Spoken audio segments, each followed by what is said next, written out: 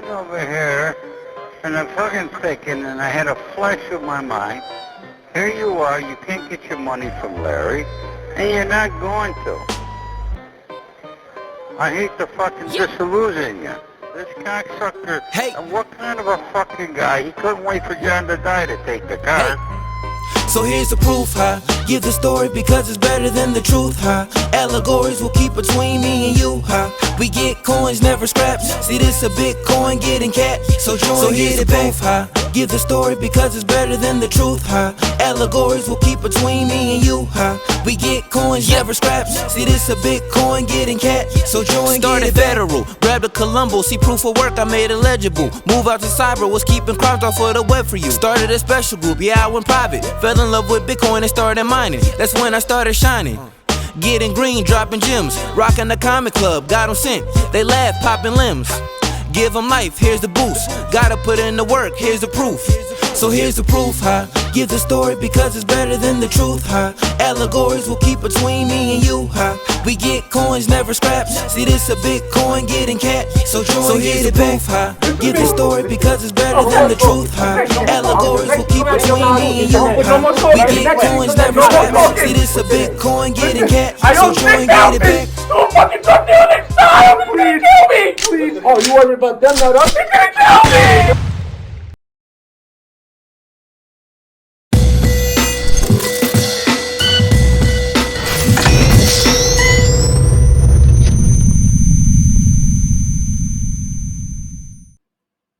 Welcome, everyone. Episode 8, special episode, solo episode of Vinny's Proof of Work podcast, coming in on the back end of the Jussie Smollet sentencing that happened yesterday. Judge came in fucking hot on this one. He lost a little bit of focus halfway through the sentencing, but then he came back and dropped the hammer of justice, as he called it, on Jussie Smollet.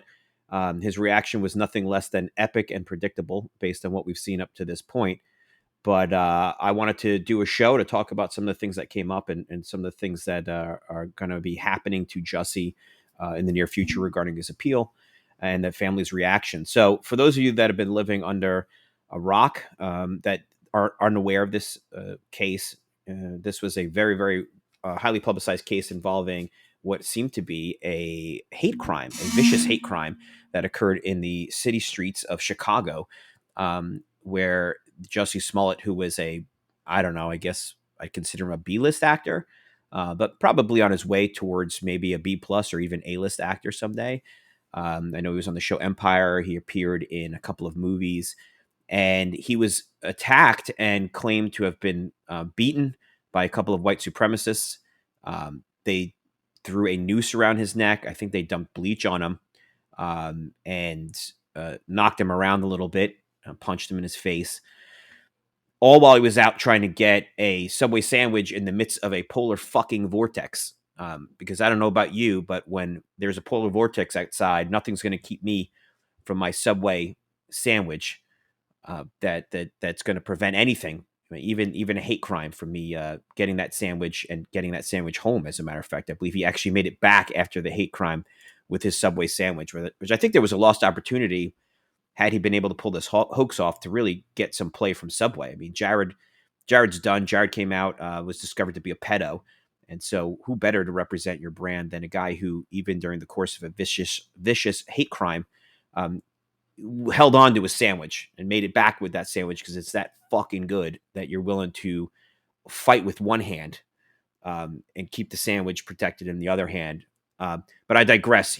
This story didn't make sense from the start to anybody with an ounce of critical thinking skills left in their brain. Not because hate crimes don't happen, and not because hate crimes are not a particularly heinous type of crime, just that crimes, anyone who deals with crimes, anyone who understands how crimes happen, can pick up on bullshit pretty quickly when somebody talks about being the victim of a crime. And because there are just things that happen typically and things that don't happen typically. And when you start to see things that don't happen a lot, those red flags start to paint a picture that you're dealing with somebody who is not all there mentally. So I remember there was an interview, I'm going to play it here in a second, of somebody from the police department in Chicago that talks about some of the suspicions they had early on. Let's take a look at that. Following reaction from the verdict out of Chicago that found Jussie Smollet, the actor, guilty of lying to police about staging a phony hate crime. One of the most outspoken voices about this entire case is former Chicago Police Superintendent Eddie Johnson. He joins us live in studio. Thanks for being with us. And not a problem. Glad to be here. Well, I remember how impassioned you were when this case broke. I remember what you said. Can you just bring those who are watching this morning back to the time where you were actually leading the department here in Chicago and you heard about this case? Well, back in 2019 when this occurred, the city was going through some things and we had challenges in terms of violence. And so when this occurred, I have to be honest, when I initially saw the video of him in his apartment with the noose around his neck, I was concerned because I don't think there's many black people in America that would have a noose around their neck and wouldn't immediately take it off. And I'll just add, I'll pause this here for a second. Here's the video. You can actually see in the reflection here, it looks like, well, actually, it's a body camera looking through the island in the kitchen. Nice kitchen, by the way, nice apartment.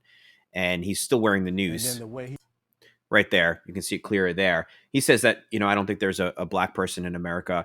I would argue, yeah, for sure. I would argue that there isn't a person in America that would have an implement of asphyxiation remain around their throat post-attack. I mean, this is why victims typically, we all know infamously, right? Women who fall victim to sexual assaults, one of the most difficult things is keeping them from taking a shower after the incident to wash their body off, because it's something that is a natural inclination. And so leaving a noose around your neck, to draw an analogy, would be a major red flag to any police officer and anyone with common sense to say, why would you leave that on your neck?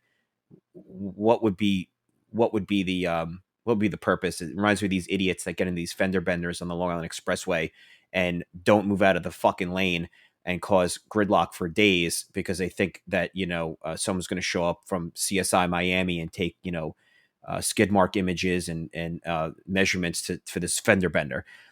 Move the fuck over. But take the noose off your neck would be a natural thing to do, unless you are an actor with a narcissistic personality disorder that watches a ton of movies and believes that you can do things like this in real life, and that's normal, and that you keeping the focus of attention on you by keeping the noose on you would actually lend you credibility. To anyone else who's a cop or has investigated crimes, immediately would say, this doesn't make sense right out of the gate that somebody would leave this on. Most of the time you'd expect that would have been taken off and thrown in the street while running away for safety. So the fact that it made it back intact around his neck is ridiculous. He was so nonchalant handling it, gave me pause for concern, but I would not let the police department make him an offender until the evidence just got to be so overwhelming. I stopped the department from calling him an offender for quite a while. Here's a photo of him. And you can see in the video, he's actually taking it off finally, that the cops are there because this is his performance. He set the stage.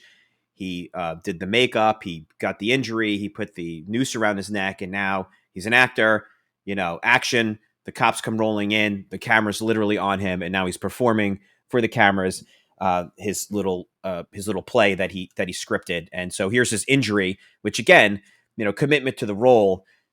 Fractured orbital socket, way more believable. Boot print on your head, more believable. A superficial cut, below your eye for guys that are out during a polar vortex, carrying a bottle of bleach and looking to beat somebody up, while yelling racist and homophobic rants. It just doesn't make sense that you were able to get away this unscathed. Another red flag. But I have to say, to use a symbol like a noose to promote yourself is just unconscionable to me. And the city of Chicago, we had been making so much progress at that time in terms of violent crime, but it just hurt me. I'm not sure how true that is, by the way. A black person would use a symbol like that and create a crime when no crime occurred, It was tough. It really was. What was the most obvious, or perhaps the thing that you uncovered that was the most damaging to Smollett's case? Well, looking back on it, the part about the news, but what really struck us oddly, because at that time I had been a cop 31 years. And so I had been in the detective division working homicides a lot back when I was a sergeant. What really struck us all was the fact that he got attacked on the coldest night of the year during the polar vortex. I remember the polar vortex. I was here for a trip. Yeah. The planes were frozen, the pipes were frozen. Insanely cold. Jussie, polar vortex, reschedule the fake hate crime. Reschedule it. It's a polar vortex. I'm sure the brothers that you got to assist you can, reschedule it. It happens on movie sets. You have inclement weather. You don't forge ahead during a polar vortex and not consider that the existence of a polar vortex is going to play a role in the story you're about to tell as to why you left the fucking house at 2 a.m. and someone's going to go, you didn't have like anything in the house to eat. You didn't have like a stick of butter, some old mac and cheese you could have cooked up. You had nothing. So you had to go out in a polar vortex. Nobody was out. There were no people walking their dogs like you might see late at night. But I tell you one thing that really tipped us off that there was a problem. If somebody gets jumped like that, and okay, so let me back a bit. He went to a Subway sandwich shop at like 2 a.m. to get a sandwich. Okay, that's fine. He comes back. It's not fine, but okay. Attacked in a hate crime, supposed hate crime.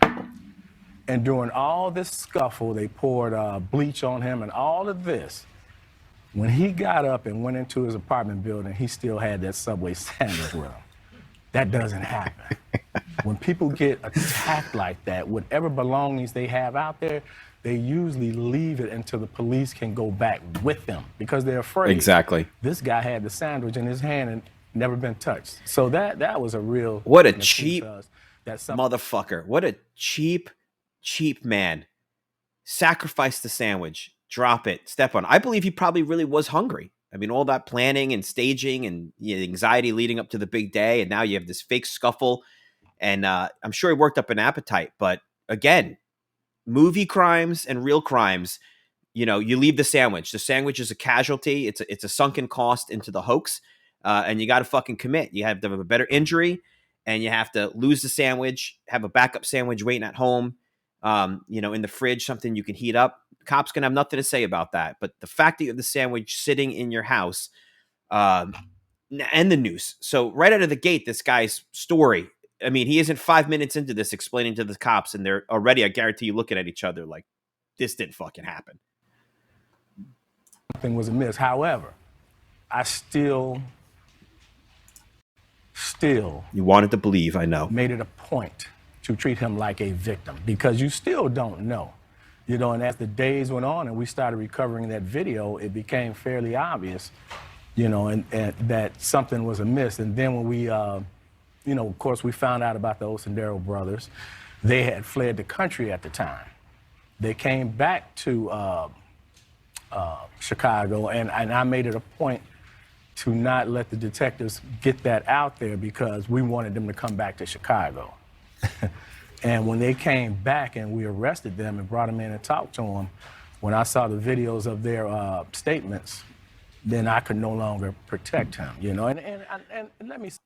I think what he's saying there about we wanted them to come back when they had discovered the link between Smollet and the Osendero brothers, but that had not been made public. The Osendero brothers, I think, fled as part of the plan, this master plan, and they knew, especially as a local police department, getting extradition for something like this is going to be very, very difficult and just time consuming. And so you're hoping, as a local police department's hoping, we got to get them back into the jurisdiction.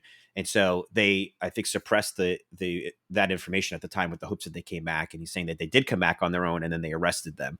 And then at this point, he's like, I couldn't protect them. I know what he means by that. I don't think he meant anything. You go into something and someone's reporting a crime. You have to make really, really sure that they're not the victim of a crime, and you give them every benefit of the doubt. And by saying I can no longer protect them, I think what he's saying there is there was beyond no doubt at this point that there was just every indication was this was a hoax, and there was nothing they could do to continue to play this game. Say this.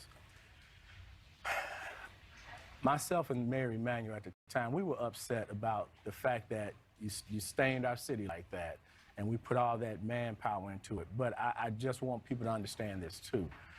This isn't the heinous crime of the century. You know, he didn't kill anybody, he didn't blow up a building. And so we would have been more than happy with just an apology at the end of all of that after we uncovered what we did. But for some reason, they just want to keep going down this road that he was actually a victim. Are you pleased with the verdict? I am. I do believe justice was served. You know, of course, they're still saying they're going to appeal it, which is his right. But yeah, I think the jurors did their job. So this was pre-sentencing, that interview. I like that dude. I think he does a nice job of laying out from their perspective what going into this thing, what they thought, and how it kind of fell apart, and where it leaves them no choice. Like, you can't just pretend this person is a victim after evidence starts to mount up. The story gets even crazier because, as you may recall, there was the investigation started to conclude that this was a hoax, and they started to confront Jussie with it, and he doubled down and tripled down on the fact that he was a victim. And then the prosecutor got the case. I think her name was Kim Fox, and this is a very prosecutable case. As you know, hate crimes are real, but it's not often that fake hate crimes are actually prosecuted. I think that's a huge, huge problem, because there's actually a tremendous number of fake hate crimes that are reported each year. And I think every single one of those fake hate crimes does damage to the real victims of real hate crimes. And it makes people skeptical maybe when they shouldn't be. And this case is just the epitome of a fake hate crime hoax and the damage it can do. You know, he says that he didn't destroy a building, he didn't blow anything up. I mean, he destroyed a cause. I think arguably he blew up a cause, because forever people will, when they hear a story like this, will automatically say, you know, is this guy pulling a Smollet? Is this guy pulling a Jussie Smollet? So the case gets crazier because it goes to the district attorney's office, and a district attorney is assigned, Kim Fox, who, lo and behold, has some sort of friendly relationship with Jussie Smollet, which is totally inappropriate. And she's actually exchanging text messages with Jussie Smollet and Jussie Smollett's people during the course of the investigation. So they decide at one point to completely drop the charges and not pursue this. And the police department is understandably furious. I think even the mayor, she had come out and was pretty pissed off about that, because it was a monumental waste of police resources. You're talking about hundreds of thousands of dollars, thousands of hours, I'm sure, collectively, because the whole country was looking at this case. This wasn't a normal case. So you can imagine they threw a lot of resources at it. And lo and behold, there's now an investigation that starts into the prosecution of Smollet. How could the charges be dropped? Why suddenly is your case not provable? I mean, by all accounts, the case was beyond all doubt. And so here's a clip I'm going to play of some of that. Let's add.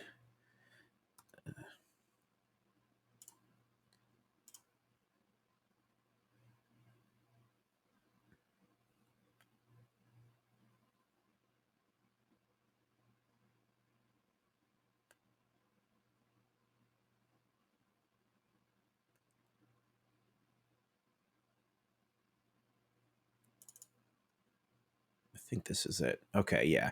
So they assign a special investigator to look into what happened with the prosecution. How does a case that is clearly a hoax, mountains of evidence, witnesses, video, the whole nine, and suddenly they drop the charges. Webb released a summary of his report a year ago. Today, Special Prosecutor Dan Webb successfully argued to have his full report about the Cook County State's Attorney's Office made public. Webb released a summary of his report a year ago, finding there was misconduct by State's Attorney Kim Fox and her office regarding the Jussie Smollet case. Today, the evidence that led him to that conclusion were revealed, which had his office looking through emails, texts, phone records, and television news interviews. The Office of the Special Prosecutor's report found misleading and false statements by the Cook County State's Attorney's Office, like there were 5,700 similar cases, but the Special Prosecutor found few examples of similar cases, that $10,000 would be the maximum he could be asked to pay, but Smollet could be forced to pay restitution to the city. That Smollet had no criminal background was not true. He had a DUI in which he lied and got 24 months probation. Oops. Dan Webb was appointed to meet our ethical burden. In an interview Kim Fox did with problems with the case, but the special prosecutor found Smollet had no criminal background was not true. He had a DUI in which he lied and got 24 months probation. And that there... That's significant, by the way. You have a DUI where there's also false statements made.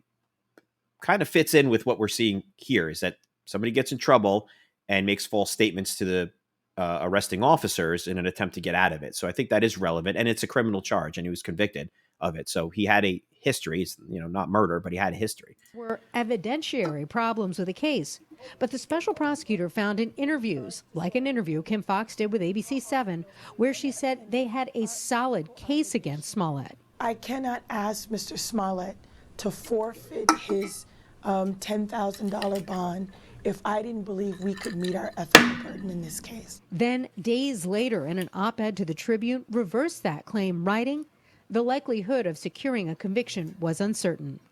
Dan Webb was appointed in August of 2019 as special prosecutor.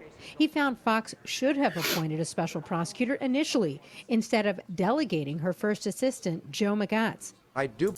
And this is the same thing. My God, he looks like Fire Marshal Bill in that still. You guys remember Fire Marshal Bill? With In Living Color? Let me show you something. But yeah, appointing a special prosecutor. This is something that doesn't happen enough, but it should have happened. Of course, you think back to some of the FBI missteps in 2015, having people connected back to the Clinton campaign, people that are very left-leaning, investigating someone, a Republican like that. Andrew McCabe's wife, I think, ran for office and was getting donations from the Clinton campaign, and Andrew McCabe investigating Trump. It just, you got to recuse yourself from these things. This doesn't happen enough. And if Kim Fox has a relationship with Jussie or people in Jussie's circle, you recuse yourself. You say someone else is going to take the lead on this, and there's a firewall that goes up that you don't know anything about it. You're not told anything about it. You're not weighing in. Instead, she did this like fugazi, I'm going to appoint my number two, but then remained active involved in the investigation and prosecution, which is even worse than just staying as the lead on it, because now you're giving the illusion that you're not involved when you are directly involved, and you're the puppet master. And now you have a guy that you're passing information through while still texting the defendant and his family. It's insane. It's a total miscarriage of justice. I believe when the public actually gets my report and they can see the actual evidence I had, then I do believe it's a step forward in restoring the public's confidence in our criminal justice system, along with the Smollet verdict, which I think helps a lot to restore the public's confidence in our criminal justice system. As for Fox, requests made to her office for comment on the report being released have not been answered by this deadline. Hey, if you like that. So there you have it in terms of the investigation. So the case was then going to disappear. I'm sorry, I just can't resist. I'm going to have to play this one. Here's the special prosecutor. One of your buddies gets football fever and decides to Gatorade you, like so.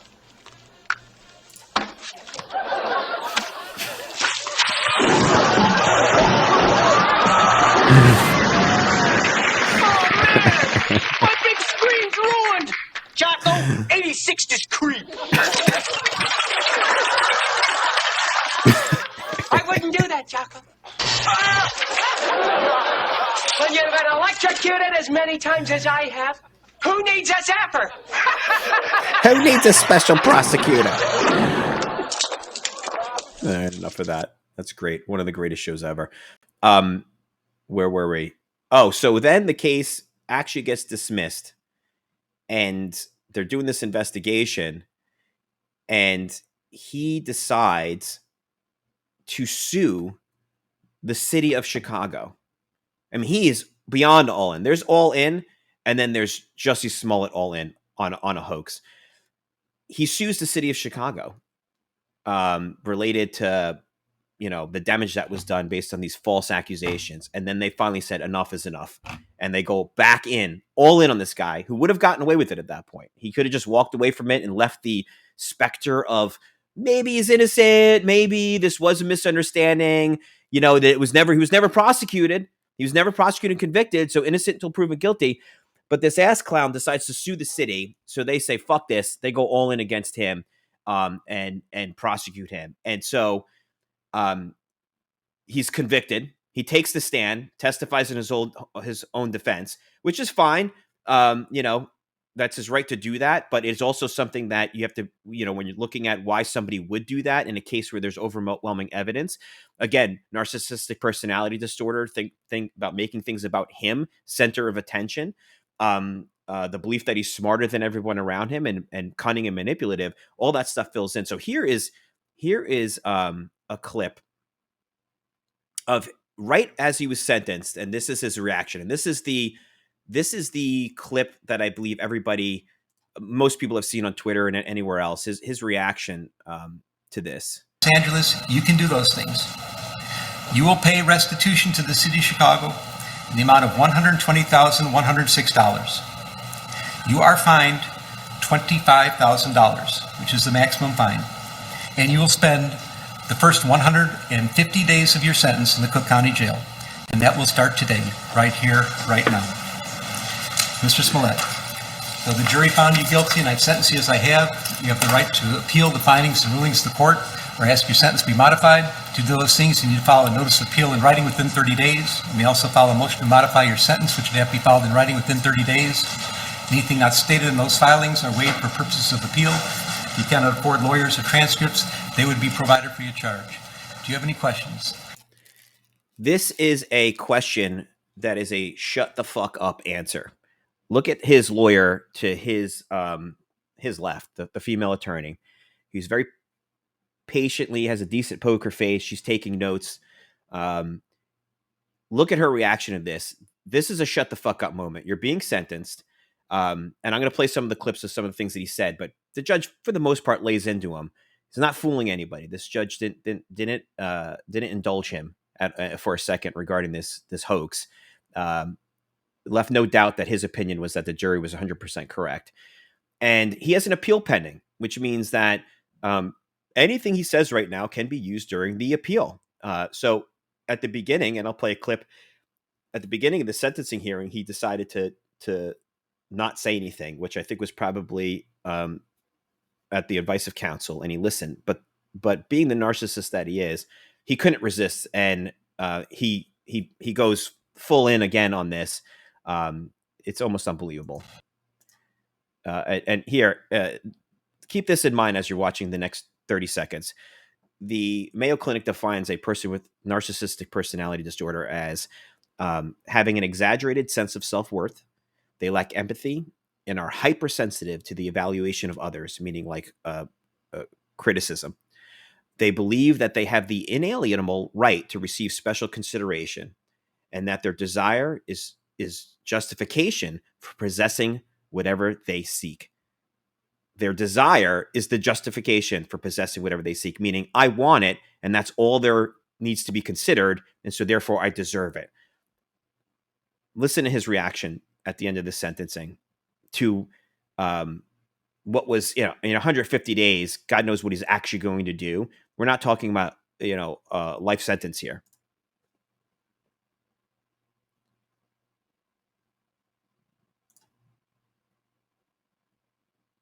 Keep an eye on his lawyer. No, I would just like to say to Your Honor that I am not suicidal.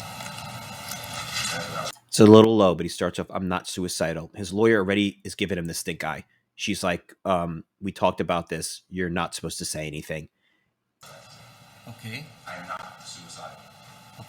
She she's looking for things to write down and can't figure out a single fucking thing to write down that other than, oh my fucking God, he's going off script. I am not suicidal.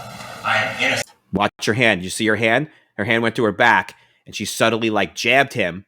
And now she's realized that he's full in and she's not going to be able to stop it. So she pulls her hand back a little bit. And I am not suicidal. She stands up and attempts to shut this down by giving him a visual cue to shut up, and watch what he does. Nope, I'm center of attention. Not you, I'm center of attention. My lawyer just stood up. She stood up, she took center stage. Narcissist, nope, I'm center of attention. I got to be the center of attention. And he also indirectly calls over security, and this guy looks like he'd love nothing more than to punch Jussie Smollet in the face. In this country for over 400 years, and the fears of the LGBTQ community. Your Honor, I respect you and I respect the jury, but I did not do this, and I am not suicidal. And if anything happens to me when I go in there, I did not do it to myself, and you must all know that. I respect you, Your Honor. I respect your decision. Jail time. I am not suicidal. Okay. He is not suicidal. Again, dramatic, bringing it back to him. There's some clips I'm going to play in a little bit about the family's interpretation, that which I totally disagree with. I think that's about him, making this about him. He's not Epstein. No one's worried about you killing yourself in there. Nobody. You don't have secrets. You're not part of the Illuminati. You're a guy who perpetrated an awful hoax to the detriment of tons and tons of actual victims of all sorts of crimes, and nobody's worried that you're gonna kill yourself. I'm worried that you might hurt yourself and blame someone else while you're in there. I'm really worried about that. I'm not worried about you actually killing yourself. Mr. Uche, let me inquire, are there any post-sentencing motions you care to present right now? Yes, Judge. Yes, Ms. Widow. The defense would wish to present a motion to reconsider sentence. Reconsider sentence. Isn't it funny sometimes, like, you go through law school, you go through all this training, and then what she just basically said was, are you sure? Like, that's the reconsider sentence, Your Honor. Your Honor, we'd like you to make a motion to reconsider sentence. You need to go to law school to say, are you fucking sure about this, Judge? That's what she's saying in fancy language. And file it in Stanter. Right. It is timely filed. Thank you, Judge. And let me say, I've obviously considered the sentence at great length, and it's timely filed, so it's preserved for purposes of appeal. Motion to reconsider sentence is respectfully denied. Here we go. Let's take another shot at getting him out of this. One second, Randy. Anything else? Just a second. Is there going to be a notice of appeal filed? Yes, Judge. We're filing a notice of appeal. We're going to be emailing to the court right now, to the office. You're doing it in Stanter, and are you going to be handling the appeal? Judge, as of now, yeah. What do you think this guy on the computer's looking up? He's like on websites looking for like new jobs. He's like, oh fuck, this went bad. He's Googling shit. Well, you have to commit to handling the appeal through the appellate court. Okay. All right. Notice of appeal may be filed. Charlotte. Now I need the prosecutors to work with Charlotte, the probation officer, to work out probation specifications with the conditions I've just explained. 150 days in the county jail, the restitution, the fines. Oh, and also statutory DNA and costs are ordered as well. That's statutory. So you have to fill out the probation specifications, and I'm going to get somebody to help you do that, but we need to get that done in Stanter. Anything else today? Yeah. Los Angeles. As if it wasn't bad enough, it actually gets worse. So he can't even resist. So that's bad enough. And then he leaves. Let me see if I have the clip here. So he's remanded. I mean, he's going to start serving his sentence immediately, which he clearly was not prepared for. And I think he was, is what sparked his outrage. We're filing a notice of appeal. We're going to be emailing to the court right now, to the office. You're doing it in Stanter, and are you going to be handling the appeal? Judge, as of now, yes. Well, you have to commit to handling the appeal through the appellate court. Okay. All right. Notice of appeal may be filed. Charlotte. Now I need the prosecutors to work with Charlotte, the probation officer, to work out probation specifications with the conditions I've just explained. 150 days in the county jail, the restitution, the fines. Oh, and also statutory DNA and costs are ordered as well. That's statutory. So you have to fill out the probation specifications, and I'm going to get somebody to help you do that, but we need to get that done in Stanter. Anything else today? Yes. In light of the notice of appeal, we would ask that you suspend the jail sentence in light of the Do what? filing of the notice of appeal. And what she's saying is, in light of the notice of appeal, can you suspend the sentence? Which does happen sometimes, but this judge is not fucking having it anymore. This case is, what, 3 years old? If I do what? Suspend the jail sentence in light of the notice of filing of the appeal. That will be respectfully denied. Yes, Mark. Mr. Lewis. No. How many ways can a lawyer come up with asking the same question? He's like, stay the sentence. Can we set it aside? Can we, what if he does some charity work? What if he just doesn't want to go to jail? Does that count? No. The wheels of justice turn slowly, and sometimes the hammer of justice has to fall, and it's falling right here, right now. I'm not staying this. God damn, the hammer of justice just came down. Been 3 years, dude. You've had 3 years to prepare for this moment.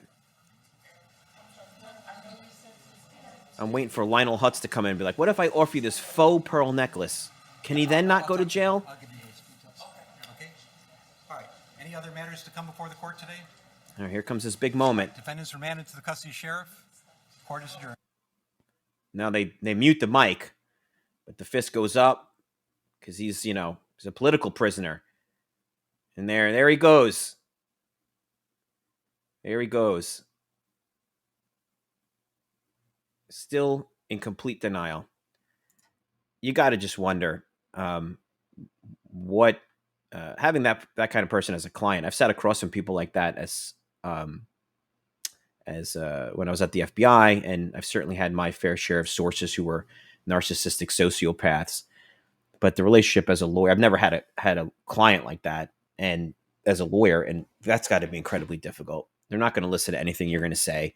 They're always going to think that what they're trying to sell, that people are going to believe, and so they're so steeped in denial of how that actually comes off to other people, that you're not going to be able to convince them to not take a stand. There's a lot of interesting things the judge said during the sentencing. Like I mentioned, was about 40 minutes long. He started out okay. Here's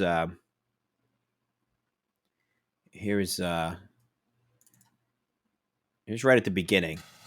We inquire one more time, Mr. Smollet. You have an opportunity to say something if you'd like to say something, and you have an opportunity not to say something. It's up to you whether you say something or not. But here's your chance if you do. Judge, I've spoken to my client. He, as I pointed out and Ms. Landing pointed out, has very serious constitutional technical issues and many more issues, substantive issues with this case. As a result, I've advised him not to make any allocution based on his appellate rights at this time. Well, So you may starts give off- advice, but I need to hear from Mr. Smollet directly because it's his decision. So what's going on here is that judge is asking if he wants to allocute, meaning it's like a confession. You're just basically acknowledging what happened, and you're throwing yourself upon the mercy of the court to say, these are the circumstances that led me to do this. I was a drunk. I was an alcoholic. I was this. I was that. And he's not doing so because he has an appeal pending. And so basically, if he confesses to that and says that he was involved in that, then it could be used against him. But on the flip side, when you do that, then you're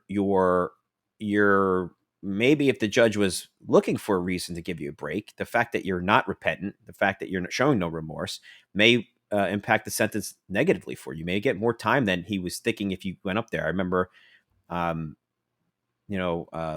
last trial I did before leaving the bureau was the Ulbricht trial, and he did the same thing. He did make a statement. He just didn't acknowledge his guilt in anything. He kind of spoke vaguely about, didn't mean it to come to this, and things happen, and I'm sorry for this or that, but it was very, very vague, which at least that is something. But he starts off with this and doesn't want to say anything. But then, of course, you saw the clip where he then goes off at the end, completely negating the plan that they had in place, that the attorneys had in place for him, to shut the fuck up and get through the sentencing and then worry about the appeal. And then when the appeal's done, you could worry about all your statements or this or that. So the judge was made a couple of statements. He was a little bit weird during the sentencing. Sometimes he seemed to get it, and then sometimes he didn't. He didn't seem to get it.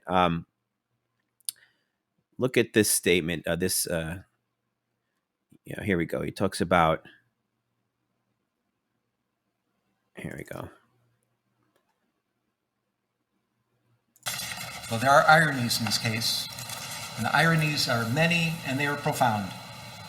And I'm talking about the testimony I heard under oath from Mr. Smollet, corroborated in large part by the pre-sentence investigation. Mr. Smollet chose to take the witness stand, which of course is his right. He took an oath and he got on the witness stand, and the first thing he did was to introduce himself to the jury. He wanted the jury to know who he was, where he came from, what he was about. And I heard it on the witness stand. I heard it corroborated today by the witnesses that came and testified on his behalf. There's no question, Mr. Smollet was born into a mixed-race family. It's a very weird thing to highlight. You're highlighting that he took the stand, that he immediately introduced himself, and I just look at that as more evidence of his narcissistic personality disorder. That his narcissism, center of the stage. He thinks he's still acting out in a movie.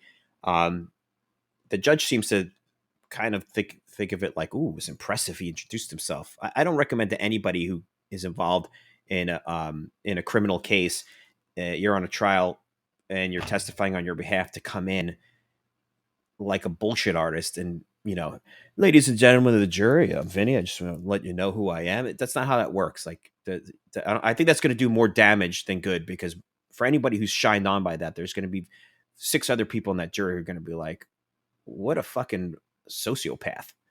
Who does that? His mom is an African-American woman. His dad was a white Jewish man. There were 6 siblings. I didn't know that, by the way. I don't know if anyone else knew that. I didn't know that he was mixed race. I maybe I did and I forgot it, but I don't remember hearing that. I don't know. It just seems like something that maybe would have come up more in the context of all of this and the underlying social issues that are at play here. But and if you can say anything about this family, and we're talking about a very, very tight-knit family, a village that was always in sync with each other, that cared about each other, was completely, wholly supportive of each other, you know that this family knew about matters about social justice more than anything else. That's what the family stood for. It is part of the fabric of their existence. I know that Jussie Smollet grew up knowing to be sensitive to matters about racial discrimination, any kind of discrimination, any kind of social injustice. And as a matter of fact, I'm learning more about it as we're going on in the letters I've been receiving and the testimony I've heard today. He's been doing this all his life. He doesn't just talk the talk, he's walking the walk. He's out there, he's advocating, he's involved in the community. He cares deeply about social justice issues. I don't know, Judge. I don't know. You're walking the walk, and then your examples are he's advocating, he's deeply involved. I'd like to hear some specifics on that, like the name of the fucking soup kitchen he's been working at, the charity he donates his time to. I don't know. It just seems to me, again, this is one of those weird moments where the judge seems to, in my mind, not connect the dots between someone who is pretending to be something and someone who actually is something. And he's highlighting this walking the walk and then doesn't really have any examples to show that. And in fact, this whole entire hoax, I think, undermines and belies that. This is not a person who's been walking the walk. This is a person who's been talking the talk and got finally talked too fucking much and got himself in deep shit. And for you now to sit here, convicted of hoaxing hate crimes, racial hate crimes, and homophobic hate crimes, the hypocrisy is just astounding. Don't know where to begin. I'll remember. It's not hypocrisy. It's narcissism. He's not. The judge did not connect the dots on that. That's a theme that came up a few times during this. One of the other things that struck me was he talks about the family a lot, and I think the family's a big part of the problem. There's been all sorts of reports about the Smollet culture in the house, and it was like the Smollets versus the world. It reminded me of something that I observed investigating organized crime, because those families and the Colombo family, but the actual families, the people who were like soldiers and captains and their blood families, also was them versus the world. And they were also enablers of their horrible behavior. And so to highlight that they were a village and they're like supportive, it really, to me, makes me think, well, that could be a really good thing if it's positive, if there are people who are really interested in actual justice and people that are interested in the truth. And it could be a really bad thing if they're absolutely enablers of this narcissistic view of the world, which is your version of the truth is just as valid as the truth. Your version of it, that's your version of the truth.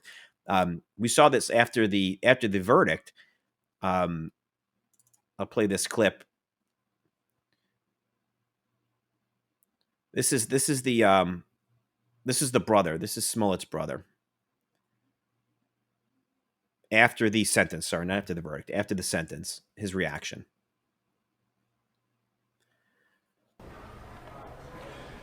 Your name, sir? My name is Jockey Smallett. I'm Jussie's youngest brother. My brother does not deserve this. I watched my brother go from being a complete victim, which he still is. He was attacked, and he is now going to jail for being attacked. I saw my brother get locked up within 2 weeks for being attacked. Do you know how crazy that is? They want to say in that court and say that he's the reason why folks aren't going to report hate crimes. They're the reason why folks aren't going to report hate crimes. Because none of you believed it. None of y'all believed it. We have letters from the NAACP, President Derek. None of y'all believed it. None of y'all believed it. The most powerful institutions in the country and the world believed it and ran with this. The most powerful people in the country and the world, including the president of the United States, the vice president, came out immediately condemning this act without any evidence that it was actually true, drawing all sorts of conclusions about the soul of the nation and the things we have to consider. The entire world believed him. And to come out and say none of you believed him, again, shows you, I think, an inside look of the pathology that's playing out inside this family, which is self-reinforcing each other's delusions. This really happened to you. You have your brother out there saying he went from a victim, he's still a victim, and then was arrested, blaming. Look at the blame that's going to go around to everybody in this clip and what's left of this clip. Look how many people they're going to be blamed with zero accountability for my brother. You know, my brother is a good man. He messed up. He made some really poor decisions. His heart was in the right place. He's going to get the help he needs. Those are things you hope to hear from a family that still can support you, but without indulging your delusions and indulging your narcissism. This is like, this guy's doomed if this is his support structure. Johnson himself. We have letters from Rainbow Push Coalition. We have letters from the Innocence Project, all saying that he should not be in jail. I would guess, I haven't read those letters, but I would guess that those letters don't say he should be in jail because he's innocent. My guess is those letters and those people would say, in spite of his clear guilt, that it serves no purpose for him to be in jail. But look how they twist it into all of that says they shouldn't be in jail. That's not probably what they say. I would bet any amount on that they're not saying he's innocent. They're saying it serves no function from no purpose, no social purpose. He's learned his lesson. You know, he's all these good qualities, blah, blah, blah. And they put him in jail. That judge chastised him. He chastised my brother. Chastise him. Did you see his reaction in that? Remember that definition I threw up, right? Subject to unusual sensitivity to being chastised. He's a fucking judge. If there's one person you can't say, who are you to judge me? It's to a fucking judge. He was judging his brother. He was chastising his brother. His little brother here finds it outrageous that he had the nerve to do that because the inflated sense of self, the inflated ego that him and his brother and seems like everybody he's around has, that how dare they think he could chastise my brother. Even after committing a hoax, he's impervious to criticism. You cannot criticize this man. Like, he does not deserve this. He was attacked. Do people never once think, even the folks who are naysayers, do you ever once think, what happens if he's telling the truth? If he's telling the truth. Do y'all ever think about how poorly you feel in that situation? Narcissists are brilliant manipulators. So the getting you to create self-doubt in your own mind about things, black is white, white is black, up is down. Did you think for a second what this would mean if he's telling the truth? Well, normal people who have the ability to empathize would say, geez, I hope I'm not wrong about this. But you have to layer logic on top of that and say, but what are the facts telling me about the odds of that? And that's almost impossible that this is not a hoax. And he's turning it around saying, did you ever think about how bad that makes you look? That if he's right, in the 1 in gazillion chance that he's actually telling the truth, did you think about how bad that would make you look? What happens if he's telling the truth? He's telling the truth. Do y'all ever think about how poorly you feel in that situation? He's in jail for 5 months. That is unacceptable for being attacked. It is not his fault that folks are not going to believe survivors anymore. He is a survivor and he has been completely mistreated, and this has to stop.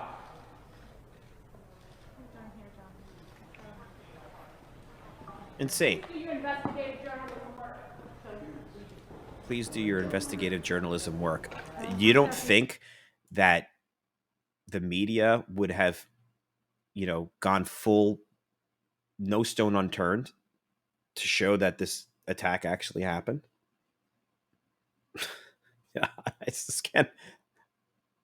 I couldn't imagine that multiple media sources didn't do everything they can to try to figure out a way for this to actually have been true, because it was incredibly damaging to a lot of people and incredibly embarrassing to a lot of people.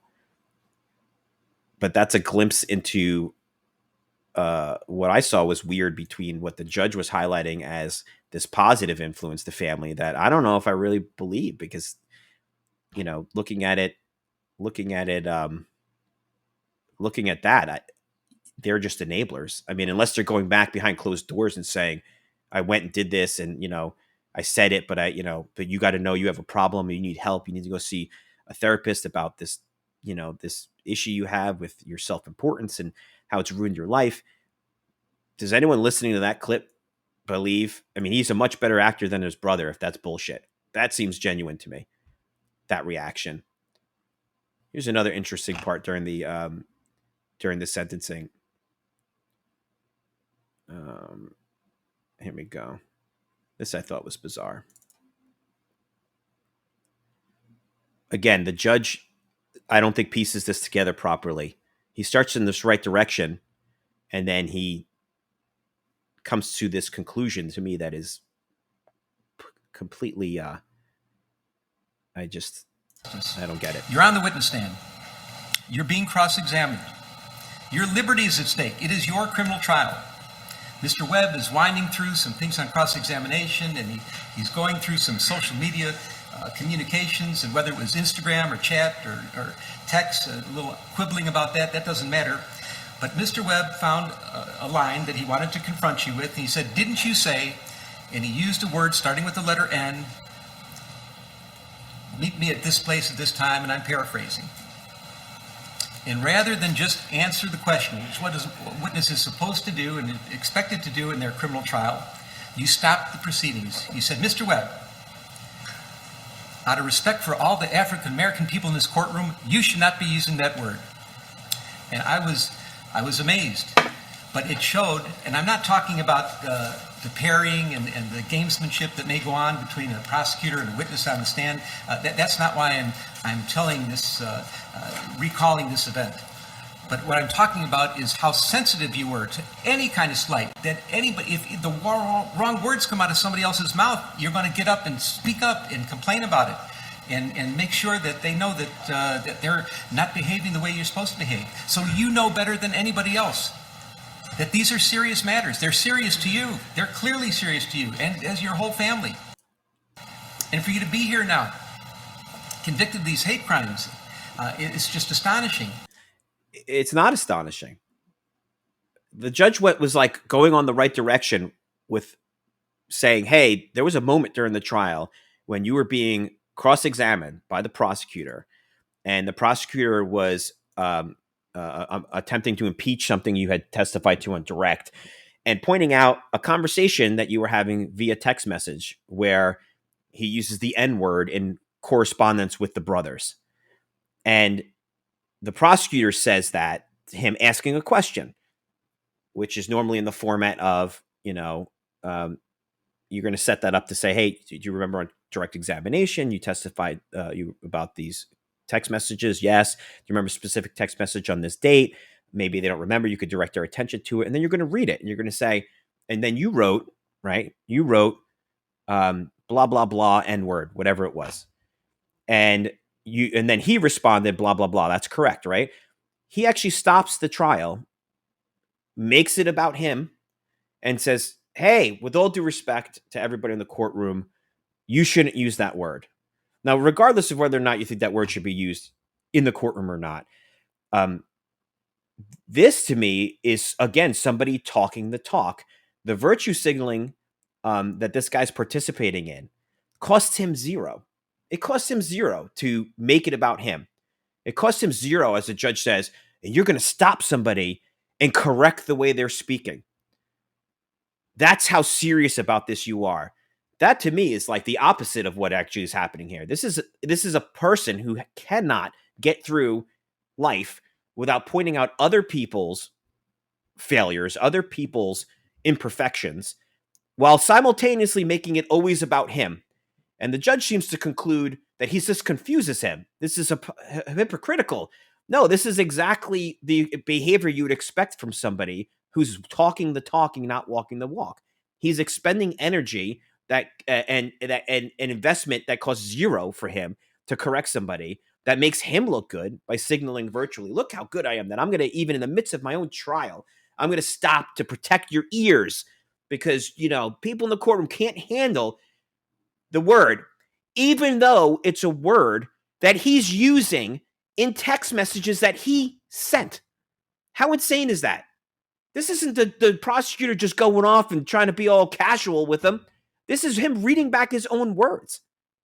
Just completely disconnected from how real people would act. I mean, I would have responded as a prosecutor, those are your words. Those are your words I'm repeating. Judge seems confused about this, which I actually don't get. I don't know if he was playing, a dent, or as a famous prisoner would say, obtuse. I don't know if he was just pretending to be obtuse or if he actually is obtuse. Here's another thing the judge said. Okay, so he goes and he says, oh yeah, this is hysterical. So the judge goes and says, I find this kind of weird, this hypocrisy that you go off and but you can, you're so keenly aware and so sensitive, and you're so walking the walk that you're going to stop this trial and point out this awful word that's being used that he himself put in a text message that is evidence that, is being read in. And then later on, about 20 minutes later, the judge goes on this, points out this little observation, the small observation about his testimony, saying, hey, I've heard you testify. You said a bunch of things, and I was kind of blown away at your compassion and your understanding. Kept doubling down and doubling down and doubling. So now he's saying, you were on the stand, and this is what he observed, the judge. You kept doubling down, doubling down. Doubling down. It's not funny. It's not funny at all. And I'm your sentencing judge, and I don't find it funny. So where are we at? We're at the end. You are convicted of a Class 4 felony. It's presumptively probationable, but we have some real serious aggravating factors here. Your premeditation, which I've described. The pain you've caused to real victims of hate crimes, which I have described. The damage you've done to the city of Chicago, I've heard. It's been talked about. I'm mindful of the city's request for restitution, and if I'm going to fashion that, consider that request, I have to fashion the sentence accordingly. and above all, the capper of all cappers, your performance on the witness stand. This could only be described as pure perjury. You got on the witness stand, you didn't have to, you did, you certainly have a right to, but you committed hour upon hour upon hour of pure perjury. And I find all those to be ample factors. If this court were to decide.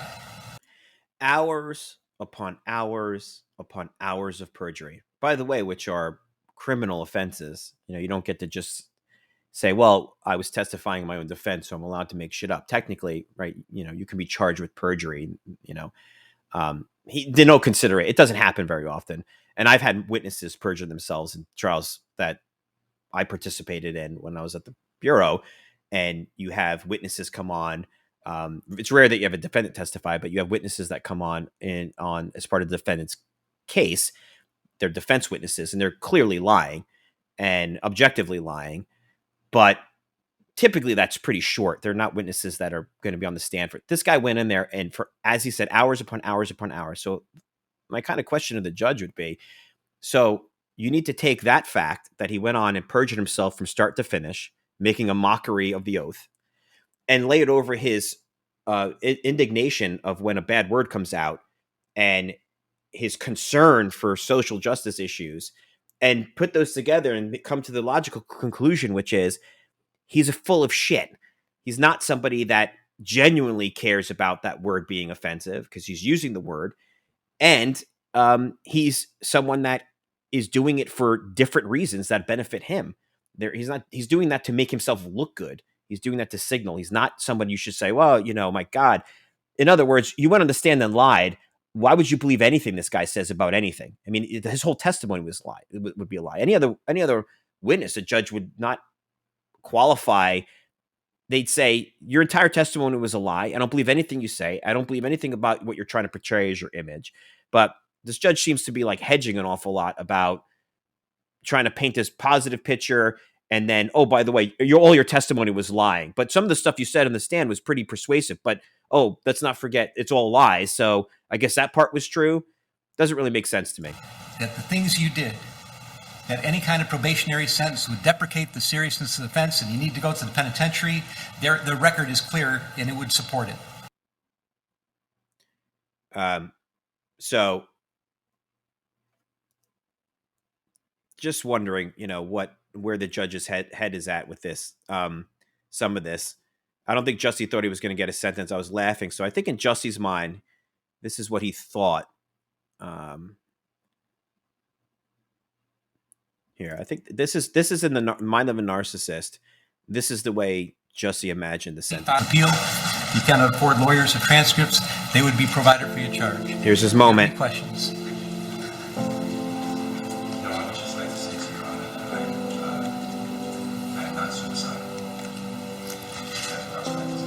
Okay. I am not suicidal. Okay. I am not suicidal.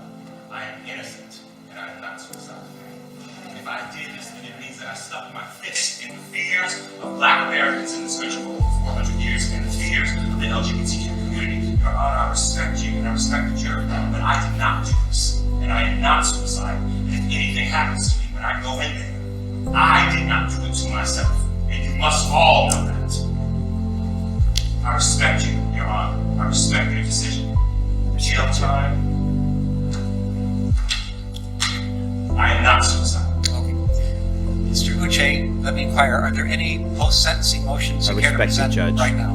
That's why I lied on the stand. The defense would wish to present a motion to reconsider sentence and file it in standard. It is timely filed. And let me say, I've obviously considered the sentence at great length. And it's timely filed, so it's preserved for purposes of appeal. Motion to reconsider sentence is respectfully denied. Denied. And is there another? One second, Randy. Anything else? Just a second. Is there going to be a notice of appeal filed? It's very dramatic. I'm not staying this. This happens right here, right now. Charlotte.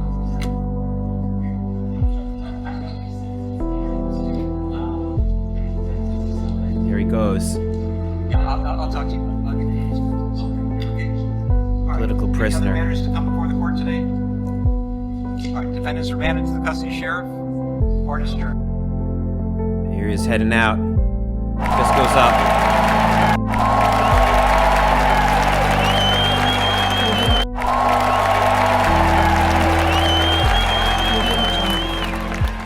I'm such an idiot. I swear that's what he's picturing in his mind as he's walking out. The dramatic music, the cheering, the chanting of his name, Smollet, Smollet, as he's going off to prison for something that he entirely brought on to himself. Yeah, crazy case. I think the star of the case was his grandmother. I'm going to play this clip as we wrap this up. After both brothers spoke, the grandmother came on. And this was a twist, in my opinion. This was like the de Blasio's campaign when that commercial came out. It was like, what? Here we go. Because, you got to hear from Nana Smollet. I'm Jussie Smollett's grandmother. A remarkable moment. I love this woman. We have seen. Let's listen to Grandma. Being abducted into the prison system. You know it. And you guys got to do more investigative reporting, more investigation, okay? Thanks. I love this woman. Molly, his comments after the sentence? Now, this pisses me off. This woman's old school. She made a statement. She said, he was like railroaded, whatever. Very polite. She goes to walk away and they ask her a question.